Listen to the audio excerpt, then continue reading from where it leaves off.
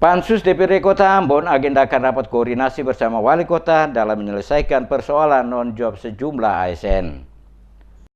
DPRD Kota Ambon gelar rapat dalam rangka merumuskan rekomendasi Pansus DPRD Kota Ambon terkait persoalan mutasi dan pelantikan pejabat lingkup Pemkot Ambon yang dinilai tidak sesuai dengan perundang-undangan. Wakil Ketua Komisi 1 DPRD Kota Ambon Rofik Akbar Afifuddin kepada DMS Media Group menjelaskan, rapat Pansus DPRD Kota Ambon membahas beberapa persoalan penting, diantaranya mengenai persoalan pemberhentian dalam jabatan atau non-job sejumlah pejabat pimpinan tertinggi Pratama, administrator dan pengawas tanpa melalui prosedur sesuai ketentuan perundang-undangan pada lingkup pemerintah Kota Ambon. Dikatakan Rofik, tidak adanya kejelasan nasib para ASN yang hingga kini dinonjobkan menjadi persoalan. Oleh karena itu, DPRD Kota Ambon lewat Pansus yang telah dibentuk akan melakukan koordinasi langsung dengan Wali Kota Ambon bersama Sekretaris Kota Ambon dan Kepala BKD mengenai persoalan ini. Secara tegas Afifuddin mengatakan alasan yang diambil oleh Pemkot Ambon melakukan pergantian sejumlah pejabat tanpa alasan yang jelas adalah langkah menyalahi aturan dan undang-undang yang berlaku. Untuk itu persoalan ini harus diselesaikan secepatnya sehingga tidak menjadi polemik yang berkepanjangan.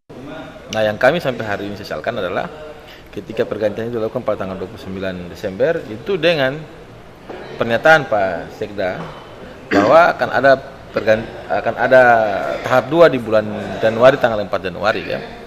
Januari apa Februari itu. Tapi itu kan tidak ada sampai hari ini. Khusus orang-orang yang menurut Kepala BKD di rapat kita itu bukan non-job, tapi di SK-nya itu akan ditempatkan di tempat lain. Tapi sampai hari ini tidak jelas tempatnya di mana.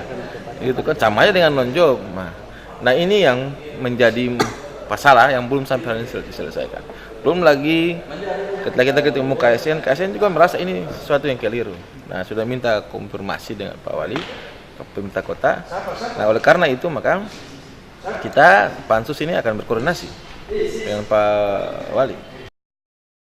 Seperti diketahui, Wali Kota menonjobkan puluhan pejabat tinggi Pratama pada 29 Desember 2017 lalu, serta melakukan pengangkatan sejumlah pejabat yang dinilai menyalahi aturan. Hal ini juga menjadi sorotan DPRD Kota Ambon dengan mengadukan langkah Wali Kota ke Mendagri dan Komisi ASN atas kebijakan menonjobkan puluhan ASN dan mengangkat mantan narapidana korupsi sebagai Kepala Badan Pengelola Keuangan dan Aset.